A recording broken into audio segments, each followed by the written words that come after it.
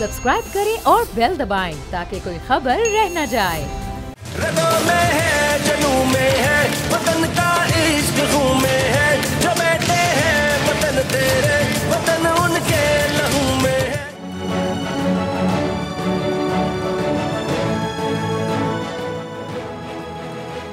अस्सलाम वालेकुम। बोल न्यूज़ की खुसूसी ट्रांसमिशन में आपको कहेंगे खुशामदीद। मैं हूं आपके साथ अरबाब जहांगीर और मैं हूं महरूख शहरियार। तो जनाब, अफवाज पाकिस्तान को सलाम, खिराज तहसीन। और जितनी तारीफ़ हम अपनी अफवाज की करें वो कम है, चूँकि 5 गुना बड़े दुश्मन को जिस तरह से मज़ा चखाया गया, जिस तरह से धूल चटाई गई है पिछले 6-7 दिनों में, वो सब ने देखा।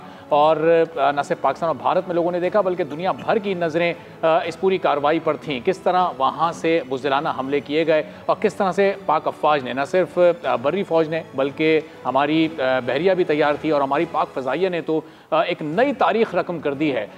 इंडिया को उस तरह से ऐसे ऐसे मारा गया है कि फिर सालसी के लिए एक बड़ी ताकत अमेरिका को दरमियान में आना पड़ा, उन्हें दरख्वास्त करनी पड़ी। और अब ये भी क्लियर हो चुका है कि भारत की दरख्वास्त पर अमेरिका ने ये जंगबंदी रुकवाई और न सिर्फ डोनाल्ड ट्रंप ने इसका बाकायदा इजहार कर दिया है बल्कि जो नरेंद्र मोदी ने आज तकरीर की है उसमें भी वो एक एतराफ़ी तकरीर कही जा सकती है कि उन्होंने अपनी हार और शिकस्त को तस्लीम कर लिया। और उसके बाद उनकी जानिब से बाकायदा ट्वीट किया गया है, गो कि उन्होंने कुछ एग्जाम्स के हवाले से गुफ्तगू की है लेकिन तीर उन्होंने निशाने पर मारा है क्योंकि उनको मालूम था कि जगहसाई इतनी ज़्यादा हो चुकी है, उनके पास न बोलने के लिए कुछ है न दिखाने के लिए कुछ। इतना शेमफुल एक्ट उनकी जानिब से किया गया कि उनको समझ नहीं आ रहा था कि इस मामले को रैपअप कैसे करना है। जैसे वार शुरू किए गए थे उसी तरह से ट्वीट किया गया, लेकिन उसके बाद हम ये देखते हैं अरबाब कि हम सोशल मीडिया पर अगर नज़र डालें तो उनके जो अपने अवाम हैं वही काफ़ी हैं बस मोदी को जलील करने के लिए। पाकिस्तान ने तो जो किया वो किया, लेकिन उसके बावजूद अब हम देखते हैं कि उनके अवाम किस तरह से गुस्से का इजहार कर रहे हैं। ख़वातीन हो, बच्चे हों, बुजुर्ग हों, बड़े हों, वो कह रहे हैं भाई खुशियाँ तो पाकिस्तान में मनाई जा रही है, यौम तशक्कुर पाकिस्तान में मन रहा है और तुम कहते हो कि मैंने पाकिस्तान के साथ ये कर दिया और वो कर दिया। अच्छा, जब सीज़ फायर हुआ उसके बाद भी हमने देखा चूँकि भारत एक बदनीयत दुश्मन है तो वो बदनीयती ख़त्म नहीं हुई और उसके बाद भी छेड़छाड़ LOC पर होती रही। और इस सीज़ फायर के बाद अब किस नौयत के मुज़ाकरात हो सकते हैं और पाकिस्तान के पास वो कौन कौन से पॉइंट्स होंगे जो कि पाकिस्तान इस वक्त अपने मफाद में उनको इस्तेमाल कर सकता है और अपनी कोई लॉजिकल कोई आर्गूमेंट मनवा सकता है। इस पर हम गुफ्तगू करेंगे। एहतिशामुल हक साहब सीनियर तज्ज़ियाकार हैं हमारे साथ मौजूद हैं, नादिया मिर्ज़ा साहबा सीनियर एंकर पर्सन है, आदिल अब्बासी साहब सीनियर एंकर पर्सन है, बतूल राजपूत साहबा सीनियर एंकर पर्सन है। पूरा पैनल हमारे साथ मौजूद है। मजीद भी कुछ मेहमान हमें आगे चलकर ज्वाइन करेंगे। तो एहतिशामुल हक साहब, हमने यौम तशक्कुर भी मना लिया, सीज़ फायर भी हो गया, अब सीज़ फायर के बाद इस वक्त क्या तसव्वुर किया जाए? पाकिस्तान ने एक बड़ी फतह तो हासिल की है, पाकिस्तान को इस पिछले 5-6 दिन में क्या हासिल हुआ, भारत को क्या हासिल हुआ, नुकसान क्या हुआ भारत को? देखिए अरबाब, फौरी तौर पे जो चीज़ नोट करने वाली है वो तो अभी थोड़ी देर पहले की खबर है, आई एम श्योर कि आप तक भी शायद पहुंच गई होगी। वो ये है कि हिंदुस्तान के फॉरेन ऑफिस के स्पोक्स पर्सन जो है उन्होंने कहा है कि पहलगाम वाक़े की अभी तहकीकात हो रही हैं। देखिए, एक तरफ यह है कि 22 तारीख को तहकीकात वाक़या हुआ, तहकीकात हो रही हैं और फिर आपने देखा 9-10 को जो कुछ हुआ, इसके बाद मेरा ख्याल है इंटरनेशनल ओपिनियन, इंटरनेशनल कम्युनिटी को अब सोचना चाहिए और ख़ास तौर पे पै दर पे जिस तरीके से गलतियां कर रहे हैं, जुजला कर रहे हैं, तो ये इतराफ़ करना कि ये अभी तो तहकीकात हो रही है पहलगाम की, तो आपने इतना बड़ा वाक़या कर दिया, इल्ज़ाम लगा दिया दहशत गर्दी का। मेरा ख्याल है अब ये लम्हा फ़िक्रिया दुनिया को जाग जाना चाहिए, सोचना चाहिए क्या है। अब अगला सवाल जो आप कर रहे हैं ना, इसके बाद तो सूरत-ए-हाल इतनी तेज़ी के साथ तब्दील हो रही है। देखिए अरबाब, बहुत सारी बातें हो गई। अल्हम्दुलिल्लाह हमें जिस तरह एयर और स्पेस पे सुपरियॉरिटी मिली है उसके बाद दुनिया भी इस बात को मान रही है। अब अगली बात है कि जी will this cease fire hold, अब ये बड़ा सवाल है। फिर क्या इसके बाद कोई मीनिंगफुल डायलॉग होगा?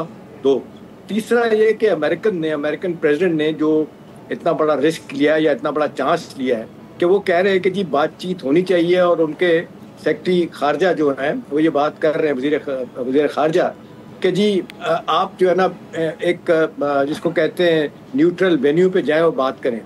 क्या इतनी आसानी के साथ हिंदुस्तान जो हमेशा से इनकार करता रहा है वो ये कहता है पाकिस्तान से बातचीत नहीं करेंगे, और जयशंकर तो बड़ा दावे के साथ ये कहते हैं there will be no talks, no dialogue with Pakistan. वो कहते हैं वो era of that dialogue has now ended.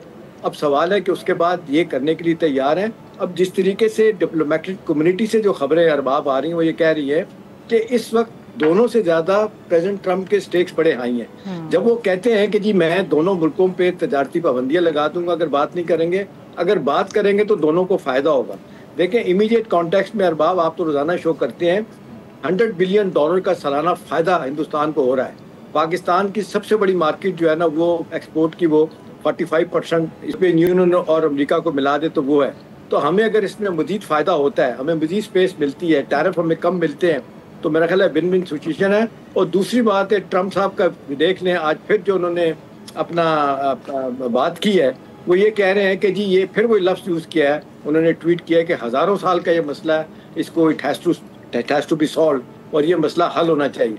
ठीक है, बिल्कुल आप सही कह रहे हैं। साबिक सफ़ीर जौहर सलीम साहब भी हमें ज्वाइन कर चुके हैं, इसी मामले को ज़रा आगे लेकर चलते हैं, उनसे भी गुफ्तगू कर लेते हैं। बहुत शुक्रिया वक्त देने के लिए। जौहर साहब आपसे जानना चाहेंगे कि जिस तरह से भी हमने देखा है कि $142 बिलियन का मुआहिदा अमेरिका और सऊदी अरब के दरमियान हो चुका है, एक बहुत बड़ा ये सामने आया है मुआहिदा। इसके साथ साथ जहाँ तक बात की जा रही है, जैसे मोदी की जानिब से खिताब किया गया, वो तो ये कहता है कि भाई कश्मीर पर और वाटर पर कोई बात नहीं होगी, सिर्फ दहशत गर्दी पर बात होगी, जबकि पाकिस्तान की जानिब से तीनों शराइत रखी गई हैं। क्या समझ रहे हैं कि टेबल पर आना काफ़ी है या उस टेबल से कुछ लेकर जाना, कुछ फ्रूटफुल रिजल्ट्स हमें मिलने चाहिए, और उसके लिए फिर कौन मजीद किरदार अदा करेगा? जी, आपने सऊदी और अमेरिका की बात की तो बिल्कुल एक्सपेक्टेड भी था, ये बात बहुत पहले से हो रही है। एक टाइम पे तो बात हुई थी कि कोई 10 साल का मुआहदा होगा और वो बहुत ही $100 बिलियन का। तो अभी जो इब्तिदाई है वो 140-46 बिलियन का, जो कि वो भी बहुत बड़ी अमाउंट है। तो बिल्कुल, और बाकी सारे शोबों में भी $600 बिलियन की इन्वेस्टमेंट की बात कर रहा है सऊदी अरब जो है अमेरिका में, और भी बहुत से शोबों में उनके ताउन की। तो ये बहुत बड़ी विजिट है जो है अपने उसके असरात के हिसाब से। और देखें, अमेरिका ने पहले भी इससे किया था, प्रेसिडेंट ट्रंप ने, कि उन्होंने सऊदी को चुना था अपनी फॉरेन विजिट्स के लिए पहले मुल्क के तौर पे, और वो उस पर सारे हैरान भी हुए थे क्योंकि इससे पहले अमेरिकन प्रेसिडेंट जो हैं वो नॉर्मली बरतानिया या इस तरह के कोई मुल्क जो उनके बहुत लॉन्ग स्टैंडिंग हलीफ हैं उनको चुनते थे। तो ये अहम है। अब ये दूसरी बात की तरफ मैं आता हूँ जो आपने अभी कहा कि देखें, जो मुज़ाकरात की बात हो रही है, तो इस पर अभी कुछ दिन पहले मैंने कहा था, बल्कि अभी मेरे ख्याल 2 दिन पहले ही शायद, कि उसमें थोड़ा सा मुझे उस वक्त ये शक था कि जो है, और मैंने कहा था कि there is many a slip between the cup and the lip. तो मुझे ये है इस वक्त ख्याल के हिंदुस्तान इस तरह की बात करेगा कि हम मुज़ाकरात करेंगे तो सिर्फ हम टेररिज्म पे बात करेंगे, जो कि पाकिस्तान की तरफ से हमें फेस करनी पड़ती, जो कि उनका झूठा प्रोपेगेंडा है ऑब्वियसली। लेकिन अब इसमें यह है कि हम तो नहीं घबराते, हम तो इस पर भी नहीं घबराते कि टेररिज्म पे बात करें। हम कहते हैं बिल्कुल करें जी, बिकॉज हम तो पहले ही कह चुके हैं कि आप एक अनबायस्ड और वो एक बिल्कुल इम्पार्शियल इंक्वायरी इन्वेस्टिगेशन करें तो हम उसको ज्वाइन करेंगे। और हम तो टेररिज्म आपकी तरफ से ज़्यादा फेस कर रहे हैं। बलूचिस्तान में आप टेररिज्म करवा रहे हैं, हमारे मुल्क के दूसरे हिस्सों में आप ऐसी टेररिज्म जो है उसमें मुलव्वस हैं, जिसकी वजह से पाकिस्तान दुनिया में सबसे बड़ा इस वक्त टेररिज्म को फेस करने वाला मुल्क है। तो बिल्कुल उस पर भी बात करें, लेकिन उसके साथ साथ जो बाकी मसाइल हैं, जिस तरह इस इंतास मुआहदे को जो इन्होंने इन अबेयंस रखा है, तो बिल्कुल जब बात होगी मुज़ाकरात की तो सबसे पहले तो इसकी बात भी होनी चाहिए, क्योंकि ये तो अभी का एक्शन है, ये तो इसी क्राइसिस के बीच का एक उनका एक इश्तियाल अंगेज किस्म का कदम है, जिसको फौरी तौर पे विड्रॉ उनको करना चाहिए। और अगर वो विड्रॉ करेंगे तो फिर हमने उसके जवाब में जो चीज़ें की हैं हम भी विड्रॉ इंशाल्लाह करेंगे। तो जौहर साहब, ये उनके ऊपर, अब जौहर साहब ये बताइएगा कि ये पाकिस्तान की डिमांड तो 22 अप्रैल के बाद से ही थी कि ये पहलगाम वाक़ये की एक इंडिपेंडेंट इंक्वायरी हो, लेकिन अब जो पिछले 6 रोज़ का एक एपिसोड हो चुका है, दुनिया के सामने आ चुका, सालसी हो गई, सीज़ फायर हो गया, इसके बाद अब ये इंक्वायरी शुरू होगी आपकी नज़र में, नहीं होगी? अभी भी भारत रुकावटें पैदा करेगा? आप जवाब दीजिएगा।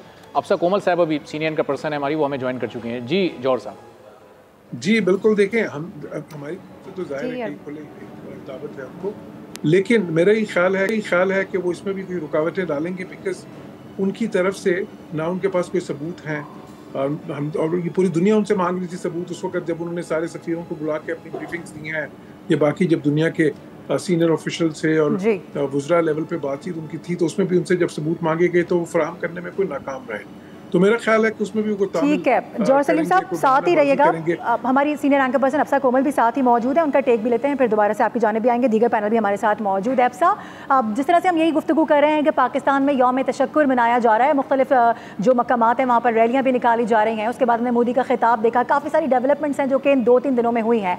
सबसे पहले तो ये भी बताएगा कि जो मोदी का खिताब था, क्या वो इस काबिल था कि उनके अवाम उस पर यकीन करें? क्योंकि उसके बाद जो रिएक्शन इंडिया में आया है, जिस तरीके से उनके अवाम एकदम से गुस्से में निकले हैं बाहर और उनकी जानिब से मुख्तलिफ वीडियोज़ पे बात की जा रही है, मुख्तलिफ प्लेटफॉर्म्स पे बात की जा रही है। क्या देख रही हैं कि कितनी ज़्यादा हजीमत उठानी पड़ी है कि मुँह छुपाने की भी जगह नहीं मिल रही है मोदी को?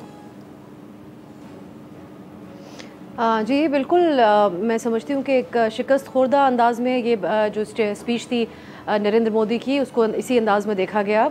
दावे और बातें उन्होंने बहुत की, बहुत से भारत के पाकिस्तान के ऊपर जो इल्ज़ामात होते हैं उनको रिपीट किया उन्होंने, जिसमें हम आगे चलकर इस ट्रांसमिशन में मैं ज़रूर चाहूँगी कि उसको पाकिस्तान को सिफारती लेवल्स के ऊपर काउंटर करना चाहिए इस बार बहुत संजीदा अंदाज में, और कैसे पाकिस्तान को आगे लेकर चल सकता है। लेकिन जो मोदी को सबसे ज़्यादा सुबकी है उनके डोमेस्टिक लेवल्स के ऊपर जो तनकीद भी उनके ऊपर हो रही है, आज जो मैंने मुशाहिदा किया उससे मुझे अंदाज़ा हुआ कि जो एक बहुत बड़ा हवा क्रिएट किया गया था कि फ़ॉरेन रिलेशंस मोदी के बहुत एक्सक्लूसिवली लीडर्स के साथ, वर्ल्ड लीडर्स के साथ बहुत मुख्तलिफ किस्में हैं, दोस्ती का लफ्ज़ वो इस्तेमाल करते थे, खा वो ट्रंप हों या दीगर बड़े मुल्की गैर मुल्की लीडर्स हों उनके लिए।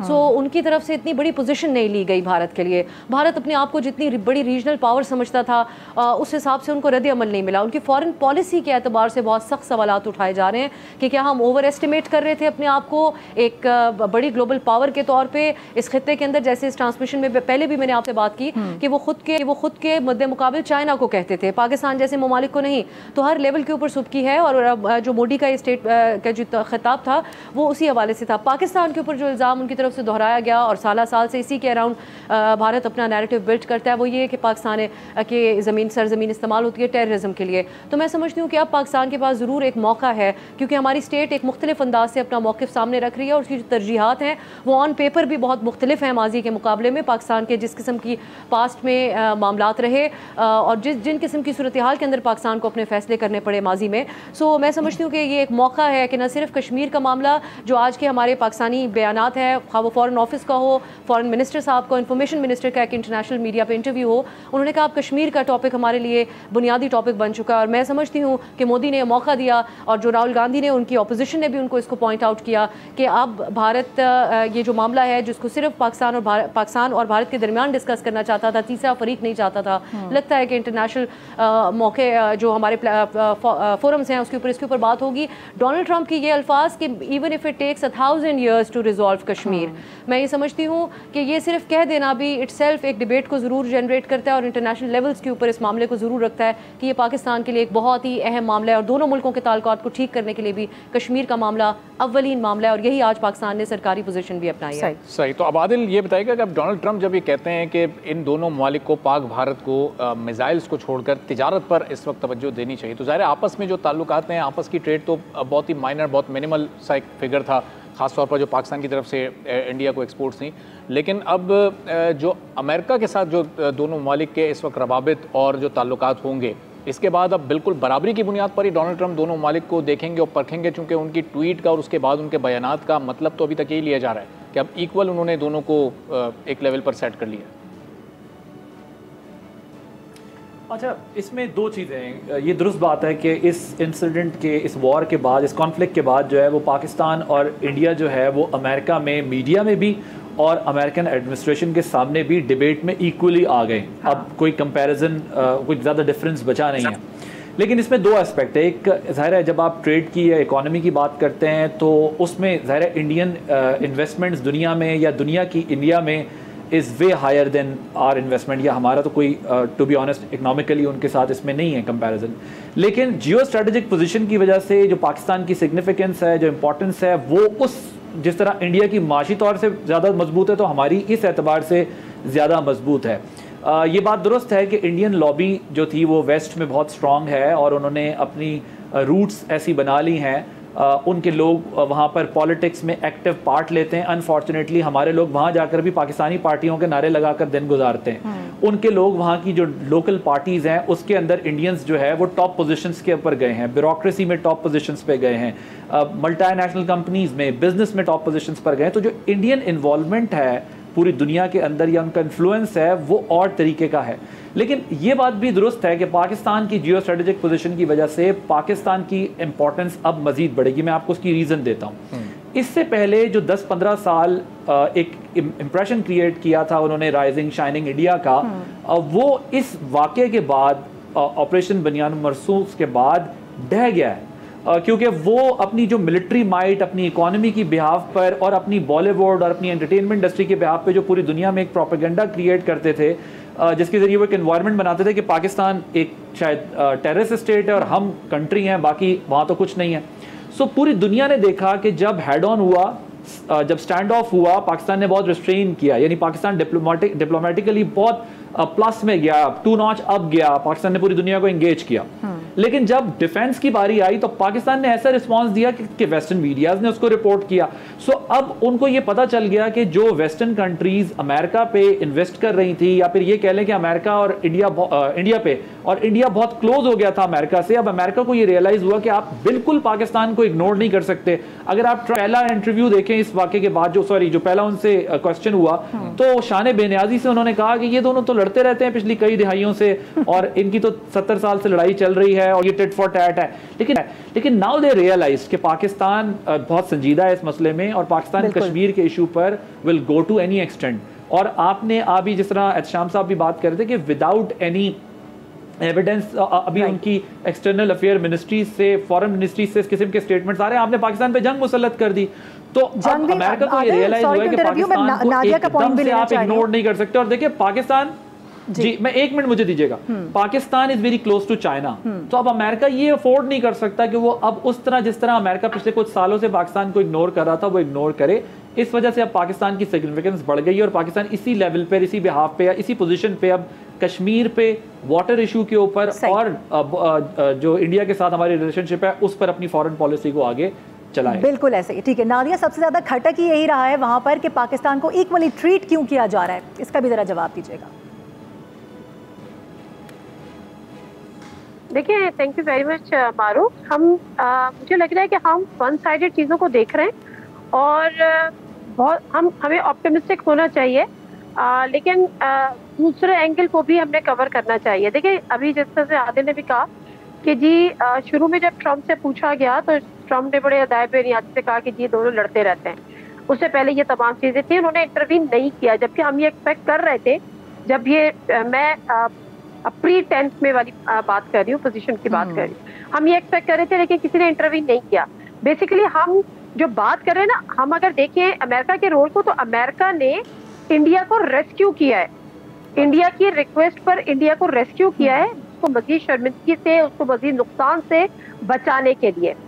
और जहाँ तक कश्मीर वाला मामला है, हम उस पर भी खुश हैं। कम से कम एटलीस्ट वो जो इंडिया ने एक डेड इशू बना दिया था, उसको एक दफा पे जिंदा किया है, लोग दोबारा से कश्मीर पे बात करने लगे हैं।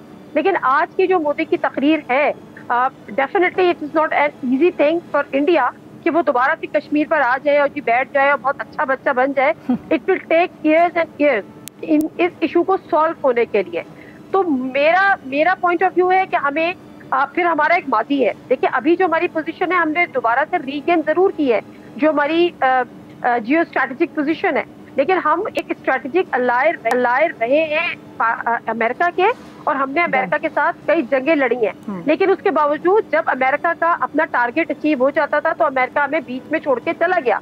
ये बात हमने, जब अफगानिस्तान वाली जंग रशिया वाली थी, उस पर भी हमारे सामने था। जो तालिबान वाली पोजीशन, जो अमेरिका अफगानिस्तान वाली, वो भी हमारे सामने है।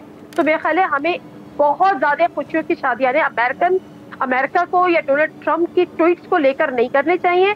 हमें ये याद रखना चाहिए कि अमेरिका ने उस वक्त इंटरवीन किया है जिस वक्त भारत को उसकी जरूरत थी। अमेरिका ने उस वक्त इंटरवीन नहीं किया जब वो ये देख रहा था कि खित्ते में जो है वो कोई जंग छिड़ सकती है, या खित्ते में जो है वो इम्बैलेंस हो रहा है, खित्ते भारत जो है वो पाकिस्तान पे इल्जामात लगा रहा है। भारत, हम तो उसका जवाब वेट कर रहे थे, हमने उसको अपना सिर्फ डिफेंड किया था अपने आप को, उस सतर नहीं किया। तो मेरा पॉइंट ऑफ व्यू ये है कि हमें थोड़ा नहीं बहुत ज्यादा मुताद होकर चलना है। एक तो हमें आंखें बंद करके जो डोनाल्ड ट्रंप की ट्वीट है, ठीक है, बहुत अच्छी बात है, उन्होंने फिलहाल वो ये बातें कर रहे हैं, लेकिन अभी गुडी हो रहा है। यू नेवर नो कि आगे जाके क्या होता है, हम क्या ब्लाइंड ट्रस्ट कर सकते हैं, क्या हम पोजीशन पे हैं। लेकिन बहरहाल हमारे अपने पास जो चीजें हैं उसको हमें बड़े तरीके से लेके चलना है। हम इस हद तक तो हमारे लिए बहुत अच्छा है कि कश्मीर का इशू जो है अलाइव हो गया, लेकिन इस वक्त हमारे लिए फौरी तौर पे जो जरूरी है वो इंडस वाटर ट्रीटी है। और अगर कश्मीर का इशू दोबारा से टेबल टॉक हो भी जाता है, शुरू हो भी जाते हैं, तब भी वो कई साल लेगा। लेकिन हमें जो चीज फौरी और इमीडिएट बेसिस पे रिस्टोर करनी है वो करना है इंडस वाटर ट्रीटी।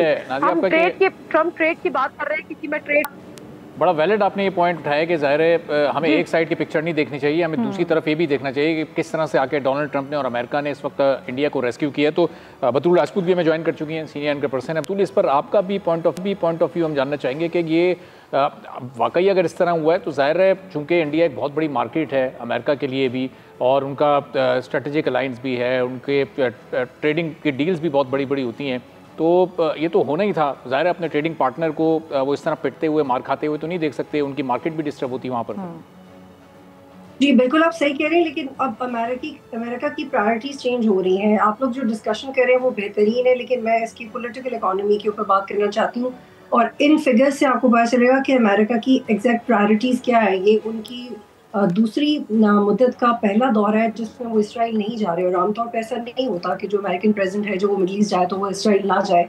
ये सिर्फ सिंबॉलिकली आम नहीं है, ये अमेरिका की प्रायोरिटीज को बेहतरीन तरीके से रिफ्लेक्ट करता है। रॉयटर्स के मुताबिक $1600 बिलियन की इन्वेस्टमेंट होगी सऊदी अरब करेगा अमेरिका में, और जो अमेरिकन सोर्सेज हैं, जो अमेरिकन न्यूज़पेपर्स हैं, वो ये कहते हैं कि इसमें से 1.42 बिलियन डिफेंस डील्स हैं। 1.42 बिलियन की अगर डिफेंस डील करता है सऊदी अरेबिया अमेरिका के साथ, तो आप इससे अंदाज़ा लगाएं कि why would America only border India. अगर आप देखें कि ये इतने ह्यूजली इन्वेस्टमेंट हो रही है, और इससे पहले भी यूएई के साथ तकरीबन $1.3 बिलियन की डिफेंस डील्स हो रही हैं। ये रेगुलर ट्रेड नहीं है, ये फार्मास्यूटिकल्स नहीं है, ये फूड और क्लोथिंग नहीं है, it is defence, it's clearly defence.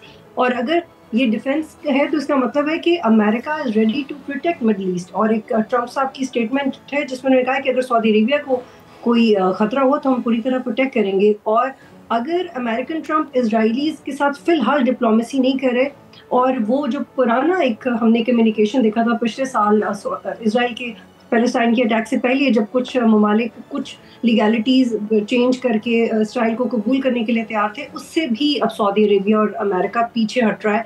तो ये क्लियरली अमेरिका की एक नई पॉलिसी है जो सामने आई है। पाकिस्तान इससे बिल्कुल फ़ायदा उठा सकता है। बिल्कुल भारत अमेरिका का ट्रेड का पार्टनर है, लेकिन हम ये नहीं भूल सकते कि ट्रम्प ने ये भी कहा कि वो पाकिस्तान के साथ भी ट्रेड करना चाहता है। उसने ये भी कहा कि वो ट्रेड नहीं करेगा अगर जंग होगी, और वो ये रियलाइज़ कर चुके हैं कि पाकिस्तान की सिफारती और की अहमियत कितनी बढ़ चुकी है। तो मुझे लगता है कि ये जो पॉलिटिकल साइड ऑफ इकोनॉमी है, it clears us our positions more, and we should be proud of the fact that we have literally shaken the world, not by just the war that we have shown, the attitude that we have shown in the war, but by the diplomatic skills that we are showing internationally. सही, right, साथ ही रहेगा।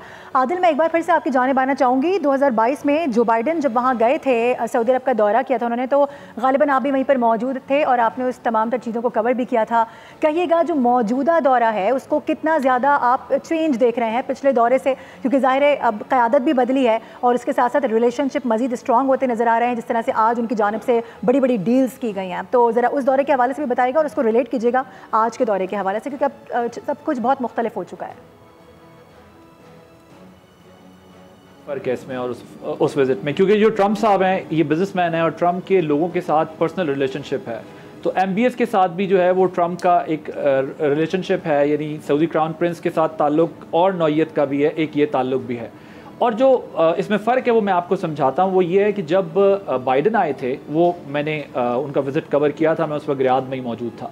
तो उसमें एक फ़र्क ये है कि उस वक्त एक इंटरनेशनल इन्वायरमेंट था और उसके अंदर बड़ा क्रिटिसिज्म था ख़ुद अमेरिकन एडमिनिस्ट्रेशन के ऊपर भी। और आपको याद होगा एक वाक़या हुआ था सऊदी सहाफ़ी जमाल खशोगी का, तो उसकी वजह से एक ज़ाहिर है वेस्टर्न मीडिया में बड़ा ह्यू एंड क्राई था कि ये सब कैसे हुआ है, क्या हुआ है एंड ऑल। सो उस इन्वायरमेंट में जब वो वहाँ पहुँचे थे, तो जब इनकी डिबेट या डिस्कशन शुरू हुई हैं, तो अमेरिका ने ये इशू टेकअप कर लिया था। और फिर सऊदीया की तरफ से कहा गया था कि इसकी इंक्वायरी चल रही है, ये सब कुछ हम देख रहे हैं और ये सब हो रहा है। लेकिन उन्होंने भी फिर उन पर क्रिटिसिज्म ये किया कि जो अमेरिकन करते रहे दुनिया में, उन्होंने भी उनको ये याद करवाया जो सऊदी साइड थी कि ये मिस्टेक्स या इस किस्म की चीज़ें जो कुछ होती रही हैं, जिसको कभी वेपन्स ऑफ मास डिस्ट्रक्शन की आड़ में हुआ, क्या हुआ। सो एक डिबेट हुई, एक डिस्कशन हुई। सो उस एनवायरनमेंट के अंदर इतने अच्छे ताल्लुकात नहीं थे अमेरिका के और सऊदीया के। और इनफैक्ट आई स्टिल रिमेंबर कि MBS ने जब उन्हें रिसीव किया तो उन्हें बम फिस्ट किया, हग नहीं किया। यूजुअली आपको पता है कि मिडल ईस्ट में या सऊदी कल्चर में स्पेशली आप हक करते हैं और इस तरह उन्होंने सिर्फ बम फिस्ट किया उनको, और उससे पता चला कि वो बहुत ज़्यादा उनके कॉर्डियल रिलेशनशिप्स नहीं है एक दूसरे के साथ। फिर उसके बाद अमेरिकन ने उस वक्त डिमांड की कि आप ऑयल प्रोडक्शन अपनी इंक्रीज़ करें। ऑयल प्रोडक्शन इंक्रीज करने पर भी सऊदीया ने कहा कि हम एक लिमिट से ज़्यादा ऑयल प्रोडक्शन नहीं करेंगे, we are more interested in technology. आप हमारे साथ टेक्नोलॉजी पर कोई ट्रेड चीज़ें करनी है तो करें, आप बताएं हम क्या कर सकते हैं, आप क्या कर सकते हैं। क्योंकि हमने जो उनका MBS का विजन है 2030 उसमें उन्होंने टेक्नोलॉजिकली एडवांस करना है सऊदीया को, जिसकी पिछले 4-5 साल से हम रिफ्लेक्शन देख भी रहे हैं। तो उस दौर में कुछ अच्छा ज़्यादा रिलेशनशिप बन नहीं सका क्योंकि अमेरिका प्रेशर दे रहा था सऊदीया को और सऊदीया वो प्रेशर ले नहीं रहा था जो स्टेटमेंट्स की सूरत में बाइडन दे रहे थे। तो और बाइडन थोड़े डिसाइसिव भी नहीं थे चीज़ों में, जिसकी वजह से यूक्रेन वॉर पर ट्रंप भी उन्हें क्रिटिसाइज करते हैं। तो ना उन्होंने ऑयल प्रोडक्शन की जो डिमांड थी वो पूरी की, ना उन्होंने जो है वो कोई बहुत ज़्यादा उनको वार्मली रिसीव किया। अभी आप देखें कि फाइटर जेट्स जो हैं वो सऊदी उन्होंने रिसीव किया है in the air American president को। तो इसमें ये फ़र्क है कि ट्रंप साहब के अपने ताल्लुकात जो हैं वो मिडल ईस्टर्न कंट्रीज़ के साथ बहुत अच्छे हैं, और जो $600 बिलियन की बात हो रही है कि इनकी ट्रेड हो रही है, तो अब ट्रंप अपने ज़ाती ताल्लुकात इस्तेमाल करके मिडल ईस्ट के जो पेंडिंग इश्यूज़ हैं उनको भी कैपिटलाइज करने की कोशिश करेंगे। खबरें आ रही हैं सीरिया से मुताल्लिक उन्होंने पाबंदी हटा दी है, तो उस पर सुना है कि MBS बहुत खुश हुए हैं और उन्होंने बड़ी इस पर क्लैपिंग भी की है। सो अब हमें लगता है कि मिडल ईस्ट जो है वो ट्रंप के होते हुए करीब जाएगा। इसके बाद उन्होंने कतर जाना है, देन UAE जाना है। इसमें फ़र्क यह है कि ये उनकी ट्रेड या जो भी डिस्कशन या जो भी डील्स होंगी वो बड़ी स्ट्रांग होगी। बाइडन के साथ जो है वो मिडल ईस्ट के पर्टिकुलरली सऊदीया के बहुत ज़्यादा अच्छे ताल्लुकात नहीं रहे, और उसमें हमें मिडल ईस्ट और सऊदीया चाइना से करीब ज़्यादा दिखाई दिया उस दौर के अंदर। ट्रंप का चलें मैं आपकी तरफ ज़रा वापस भी आएंगे, एहतिशाम साहब से भी ज़रा उनका पॉइंट ऑफ व्यू पर जानने के। एहतिशाम साहब, ये आते ही जिस टैरिफ का ऐलान किया ट्रंप ने, अब ये जो पिछले 8-10 दिन का जो एक एपिसोड चला है, इंडिया पर 26% टैरिफ, पाकिस्तान पर 29% टैरिफ, आपको लगता है कि ये इस सिचुएशन के बाद ये जो 3% का फ़र्क था ये कहीं इसको कम करने की कोशिश करेंगे डोनाल्ड ट्रंप और पाकिस्तान को कहीं कोई फेवर मिल सकेगा? ये ब्लेसिंग इन डिस्गाइज हो सकता है हमारे लिए अरबाब। मैं इस पर भी बात करता हूँ, लेकिन आदिम जो बात कर रहे हैं ना कि एक ज़माने में जो वो जबाल खशोगी को जब इस्तांबुल में सऊदी एम्बेसी के अंदर उनका कत्ल हुआ था, उसके बाद अमेरिका के साथ ताल्लुकात इतने ख़राब हो गए थे सऊदी अरब के कि वहाँ पे लोगों ने कहना शुरू कर दिया था कि MBS वहाँ अमेरिका नहीं जा सकते, जाएंगे तो गिरफ्तार हो जाएंगे। फिर आपको याद होगा उस वक्त MBS को प्राइम मिनिस्टर का ओहदा दिया गया, फिर ऑफिशियल ओहदा देने के बाद फिर यह है कि वो गिरफ्तारी नहीं उनकी हो सकती थी, ये हुआ था। अब देखें ये जो आप बात कर रहे हैं ना, इस सारे सिनेरियो में हमारे लिए सिल्वर लाइनिंग बन रही है। देखिए अभी सऊदी अरब का जो खामोश एक रोल है, मैं आपको यहाँ इस्लामाबाद में बैठ के एक बात बता सकता हूँ, ये ऐसे नहीं हो गया सब कुछ। एक तरफ आप देख लें प्रेसिडेंट ट्रंप का रवैया था लड़े मरे हमें कोई परवाह नहीं, और एकदम से आप देख लें 180 डिग्री का टर्न, और इतनी ज़्यादा उन्होंने इसको लेना शुरू कर दिया है इसमें इंटरेस्ट। उसकी वजह यह है कि ये एक लिहाज से ब्लेसिंग इन डिस्गाइज, एक तो टैरिफ की बात करूंगा, दूसरा ये जो GCC कंट्रीज हैं इनको अब समझ आ गई है। देखिए माज़द खान लहजा इन्होंने इख्तियार कर लिया था, एक अरसे से झुकाव उनका हो गया था हिंदुस्तान की तरफ, हमारी बात भी कम करते थे। हमें जो आपने देखा कि जो पार्क किया हुआ पैसा स्टेट बैंक में तीनों मुल्कों ने कुछ 7 बिलियन डॉलर, उस पर भी हमें कभी मुख्तलिफ किस्म के ताने मिलते थे। अब ये उनको नजर आ गया, जो भी कह रहे हैं ना कि अमेरिका बचाएगा, अमेरिका नहीं बचाएगा, पाकिस्तान ही उनको जाएगा रेस्क्यू करिए। और उनको पता चल गया है कि जो लड़ाई होती है वो जहाज़ों से नहीं, वो जज्बे से लड़ी जाती है, मिली जज्बे दीनी अहमियत से। और पहले भी वो देख चुके हैं, अभी तक हमारे जो ट्रुप्स हैं वो सऊदी अरब में मौजूद हैं, और मुख्तलिफ औकात में वो हमसे बहुत सारी चीज़ें हम नहीं कह सकते किस तरह की हमसे वो ताउन मांगते हैं। तो एक तो ये पहलू है कि सऊदी अरब का बहुत ज़्यादा इंटरेस्ट है, और आइंदा आने वाले दिनों में इस रीजन में अमेरिका सऊदी अरब के जरिए ऑपरेट करेगा, और वो उसने शुरू कर दिया है। और अब थोड़ा सा रवैया बदला है क्योंकि हम पोजीशन ऑफ स्ट्रेंथ से सामने हैं, हमने अपनी अस्करी अपना सुपरियरिटी बताई है, ख़ासतौर पे एयर और स्पेस की। उसके बाद सूरत हाल पूरी दुनिया में बदल गई। वो कहते हैं कि ताकत का तवाज़न अब नए सिरे से सऊदी अरब में इसमें सब कॉन्टिनेंट में तय होगा। तो coming to your point Arbab, देखिए इस वक्त हमें बहुत ज़्यादा सपोर्ट चाहिए अमेरिका के भी और वेस्ट के भी, क्योंकि हमारी इकोनॉमी स्ट्रगलिंग इकोनॉमी है। अभी देख लें हिंदुस्तान ने पूरी कोशिश की थी कि हमारा ये जो $1 बिलियन का जो हमारी किस्त थी ना मंजूर हो, $1.4 बिलियन की क्लाइमेट चेंज वाली वो मंजूर ना हो। अच्छा एहतशाम साहब, आपकी आवाज़ थोड़ी सी सही नहीं पहुंच रही है, मैं दोबारा आपकी जानिब आऊंगी। अब सब मैं आपसे और उसके बाद अब से मैं आपसे जानना चाह रही हूँ, जिस तरह से अभी एहतशाम साहब भी बात कर रहे हैं कि जाहिर है पहले का जो इन्वायरमेंट था वो बिल्कुल टोटली डिफरेंट था। अभी इस एक आध हफ्ते से जो पाकिस्तान ने अपनी पोजीशन जिस तरह से स्ट्रॉन्ग की है, इंटरनेशनली भी उसको सराहा जा रहा है, माना जा रहा है। अब क्या समझ रही हैं, एक जानिब ये अमेरिका और सऊदी अरब है, दूसरी जानिब हम देखें कि चाइना की जानिब से क्लियर कट मौक़िफ़ लिया गया था और चाइना और जो अमेरिका के ताल्लुकात हैं वो भी पूरी दुनिया के सामने है। तो ये होने क्या जा रहा है आगे आने वाले दिनों में? इन सब को मिलकर आगे बढ़ना होगा या किसी किस्म का कोई नया ट्राइका है जो कि तश्कील होने जा रहा है? मैं इसको सेपरेटली अमेरिका और सऊदी अरब के दरमियान ताल्लुकात के हवाले से एक नए दौर का आगाज़ देख रही हूँ। जिस अंदाज़ में अमरीकी सदर का इस्तकबाल किया गया सऊदी अरब में, ये गैर मामूली था। इससे पहले यहाँ पर इस ट्रांसमिशन में दुरुस्त पॉइंट आउट किया गया, पिछला जो दौर हुकूमत था ट्रंप का, उसमें एक बड़ी रुकावट दोनों के दरमियान रही। जमाल खशोगी सीनियर सहाफ़ी थे, अमरीकी सहाफ़ी थे, उनका कत्ल हुआ और जिस अंदाज़ में वह बहुत कॉन्ट्रोवर्शियल बात थी around the world, freedom of expression के हवाले से एक बहुत बड़ी डिबेट जनरेट हुई थी समेत अमेरिका में। सो मैं समझती हूँ कि इस बार एक मुख्तलिफ माहौल में ट्रंप गए हैं। इस बार ट्रंप एडमिनिस्ट्रेशन और उनके करीब जो शख्सियात हैं वो भी मुख्तलिफ अंदाज में उनको देखा जाता है। ईलॉन मस्क उनके साथ इस उनके विज़िट में शामिल हैं, जिनके हवाले से ख़ुद ही ट्रंप यहाँ पर कहते हैं कि we have the biggest business leaders in the world here today. तो ये अपने साथ बहुत बड़े चेक्स भी लेकर आए हैं। तो ये दोनों ममालिक के दरमियान लार्जेस्ट एवर वेपन डील है वाइट हाउस के मुताबिक। MOUs की हद तक जो भी बात हुई, आगे किस तरीके से मटीरियलाइज होगी वो हमें वक्त के साथ देखना होगा, लेकिन यकीनी तौर पे दोनों ममालिक के दरमियान एक नए तरह के ताल्लुकात हैं और ये एक ब्रॉडर लेवल के ऊपर, इकोनॉमिक लेवल्स के ऊपर ये बात हो रही है और एक नए दौर का आगाज़ ये हमें ज़रूर नज़र आता है। फिर साथ मैं ये ज़रूर ऐड करना चाहूँगी, अमेरिका का जब इनखला हुआ अफ़गानिस्तान से तो उसके बाद पाकिस्तान के हवाले से एक डिबेट, सवाल हर तरह की, हम जब नेशनल और इंटरनेशनल फोरम्स के ऊपर बैठते थे तो शुरू होता था कि क्या पाकिस्तान की अब खित्ते के अंदर कोई इंपॉर्टेंस है या नहीं है। अमरीकी कभी वाज़ेह जवाब देते थे, कभी बड़ा इसके ऊपर डिप्लोमेटिकली जवाब देते थे। बज़ाहिर ऐसा नहीं नज़र आ रहा था कि कोई ऐसे एरियाज़ ऑफ इंटरेस्ट हैं, लेकिन ये उसके बाद तब्दील हो गया जब डोनाल्ड ट्रंप ने अपने खिताब में पाकिस्तान का शुक्रिया अदा किया यहाँ पर एक दहशतगर्द की गिरफ्तारी और उसकी हवालगी के हवाले से। तो एक नई जहद का पाकिस्तान और अमेरिका के दरमियान भी, ये सिर्फ आप इस सीज़ फायर की हद तक नहीं है पाकिस्तान और अमेरिका के ताल्लुकात, बल्कि अमेरिका को इदराक काफ़ी पहले, कुछ अर्सा पहले हो चुका था, जो ट्रंप ने अपनी तकरीर में पाकिस्तान का शुक्रिया अदा किया था कि उनको सिक्योरिटी लेवल्स के ऊपर पाकिस्तान के साथ इंगेज करना ही होगा बहुत से हवालों से, अफगानिस्तान के मुस्तकबिल को मद्देनज़र रखते हुए भी। उसके हवाले से जो अमरीकियों के राइट नाउ कंसर्न्स हैं, इसके ऊपर प्रोफेसर हसन अब्बास साहब तफसीली बात करते हैं। सो मैं समझती हूँ कि अभी भी अमेरिका कंसर्न्स रखता है अफगानिस्तान के हवाले से। आज पाकिस्तान भी उनके लिए अहम है, सऊदी अरब के लिए भी पाकिस्तान की एक अहमियत है। उन दो मुल्कों का साथ बैठना, इस कॉन्फ्लिक्ट की सूरत हाल के दौरान ट्रंप का रोल प्ले करना, एक ब्रॉडर लेवल के ऊपर हर तरह से इसको देखा जाना चाहिए। ठीक है, चलें अब ये जो पाकिस्तान और इंडिया की जो इस वक्त बतूल सीज़ फायर के बाद जो एक कशीदा सूरत हाल है और इस वक्त जो नरेंद्र मोदी ने खिताब किया है, उसके बाद क्या हमें कह सकते हैं कि सीज़ फायर के बाद एक मुज़ाकरात का दौर का आगाज़ होना था, लेकिन ये ऑलरेडी शायद डेडलॉक आ चुका है, चूँकि नरेंद्र मोदी ने जिन चीज़ों को हाईलाइट किया है, जिसके बारे में वो बात नहीं करना चाहते, दरअसल वही पाकिस्तान के बुनियादी पॉइंट्स हैं जिस पर पाकिस्तान बात करना चाहता है। देखिए, आप सही कह रहे हैं, लेकिन इंडिया के पास अब चॉइस नहीं है।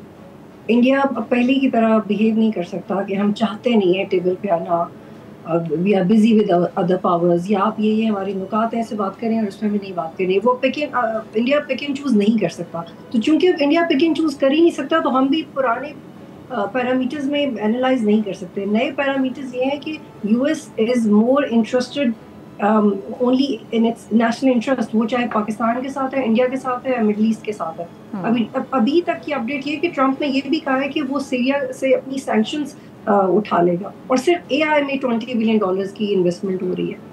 तो इससे आप देखें कि अमेरिका कहाँ मसरूफ है। और कल भी जब हम ट्रांसमिशन कर रहे थे तो मैंने हमारे साथ एक दिफाई तज्जिया निगार थे, मैंने उनसे समझा कि how can we push India to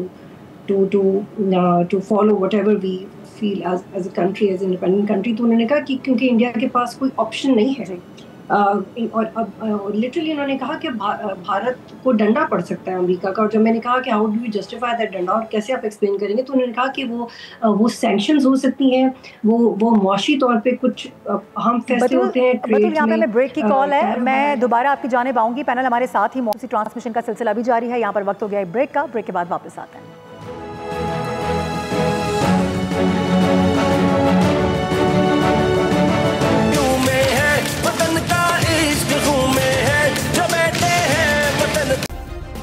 subscribe करें और बेल दबाएं ताकि कोई खबर रह न जाए।